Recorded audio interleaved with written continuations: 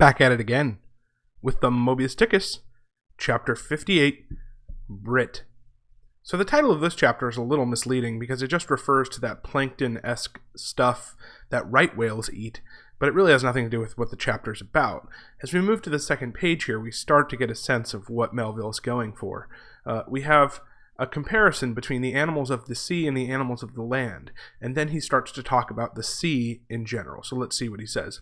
But though to landsmen in general the native inhabitants of the seas have ever been regarded with emotions unspeakably unsocial and repelling, though we know the sea to be an everlasting terra incognita, so that Columbus sailed over numberless unknown worlds to discover his one superficial western one, though by vast odds the most terrific of all mortal disasters have immemorially and indiscriminately befallen tens and hundreds of thousands of those who have gone upon the waters, though but a moment's consideration will teach that however baby man may brag of his science and skill, and however much in a flattering future that science and skill may augment, yet forever and forever to the crack of doom the sea will insult and murder him, and pulverize the stateliest, stiffest frigate he can make.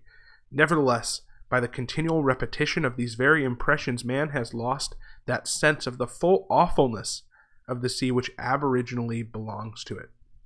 So turning away from whales in the last chapter, or last three chapters really, as our image of the unknowable or the inhuman, Melville now turns, I think, to his other favorite image of that idea, the ocean. And isn't it wonderful that the ocean and whales coincide? This passage establishes that the ocean will always seemingly lay outside of human knowledge. It's always a terra incognita. No matter how many times we start to get a little bit more familiar with the ocean, we don't truly know it. But he's also focusing, I think, on one particular aspect of the ocean beyond its unknowability, which is its violence, right? He talks about how there's no animal in the ocean which is similar to the dog, right? And then he says the closest is a shark, and that's not very close. So, next passage I want to talk about before we get to the next page is this fun one in blue when he says, "Ye foolish mortals, Noah's flood is not yet subsided.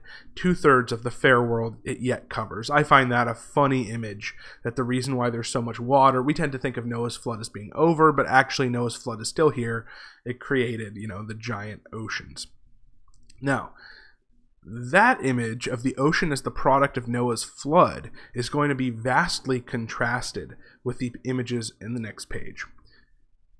Eventually, Melville starts talking about how the ocean is not only alien to humans, but it is alien and foreign and in fact hostile to the very animals that live in it. Okay? It says, like a savage tigress that tossing in the jungle overlays her own cubs, so the sea dashes even the mightiest whales against the rocks, and leaves them there side by side with the split wrecks of ships. No mercy, no power but its own controls it. Panting and snorting like a mad battle steed that has lost its rider, the masterless ocean overruns the globe. Consider the subtleness of the sea, how its most dreaded creatures glide under water, unapparent for the most part, and treacherously hidden beneath the loveliest tints of azure. Consider also the devilish brilliance and beauty of most of its most remorseless tribes, as the dainty, embellished shape of many species of sharks. Consider once more the universal cannibalism of the sea, all whose creatures prey upon each other, carrying on eternal war since the world began. So to me, these passages seem to indicate that the ocean is more aligned with the worldview of chapter 42 than the worldview of chapter 36. In fact, the blue passage on the previous chapter would be the image of the ocean of God's flood, which would be pure 36. There is intentionality behind the phenomena of the world. There is a divine purpose or an inherent meaning to the ocean, and that is that it was created by God. Whereas the savagery, and I love that phrase on this page, universal cannibalism, described here, would seemingly to me imply that a mindless, empty, mechanical violence with no thought or intention, right? The passage says that the ocean practices eternal war. not war sparked by sin or transgression. It's not that sharks eat people who are bad. Sharks just eat people mechanically. It doesn't matter if you're Mother Teresa or if you're Hitler. If you go in the ocean, sharks will eat you. That's just the nature of the ocean and the nature of sharks. Same thing with drowning, right? It would be nice if you go into the ocean and you can't swim and you say, "Ocean, I'm a good person." But that's not exactly how it works, right? The ocean seems mechanical and empty, and in that sense, very aligned with chapter 42. So next, however, this contrast between the land and the sea is in the last paragraph in a classic Melvillian kind of just throwing stuff out there at the end of the chapter. He applies this imagery to man, and he says, "Consider all this, and then turn to the green, gentile, and most docile earth. Consider them both, the sea and the land. Do you not find a strange analogy to something in yourself? For as this appalling ocean surrounds the verdant land, so in the soul of man there lies one insular Tahiti, full of peace and joy, but encompassed by all the horrors of the half-known life.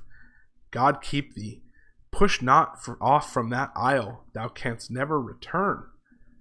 So to me, this conflict is then, the land representing goodness and warmth in people, and the sea representing violence and emptiness. And Ishmael seems to argue that both of these forces seem to constitute human beings, which echoes, I think for me, I don't know why I think of it, it's just stuck in my brain, Alexander Pope's famous "Man is an Isthmus" quote, which seems to say the same thing, which is that human beings are stuck between knowledge of and ethical practice of both beasts and gods. Humans are capable of being just as violent and just as empty-headed as the ocean, and we're also capable of practicing a kind of more intentional, more chosen, more free will focused, essential way of viewing the world like God.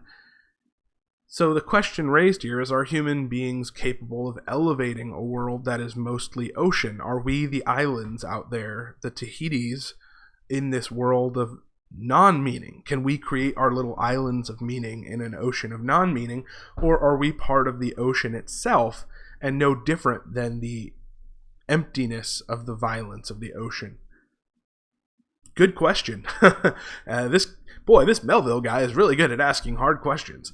And of course, I'm not sure that the passage answers that question, but it certainly, I guess the register I would choose is it's hopeful on that question, that people can stick to the insular Tahiti. This passage seems to imply that it exists, but it also seems to say that though mankind can elevate itself and create meaning, it's very easy to lose contact with that. It's very easy to push off that isle and never return. So I think ultimately kind of a hopeful passage, depending on your point of view. It's hopeful if you think that human beings creating meaning is possible and good. It's also a little pessimistic if you think of the rest of the world being an empty ocean, and perhaps if you ever stray from that island, you'll be lost and drowned. Okay, thanks for watching, and I'll see you in chapter 59.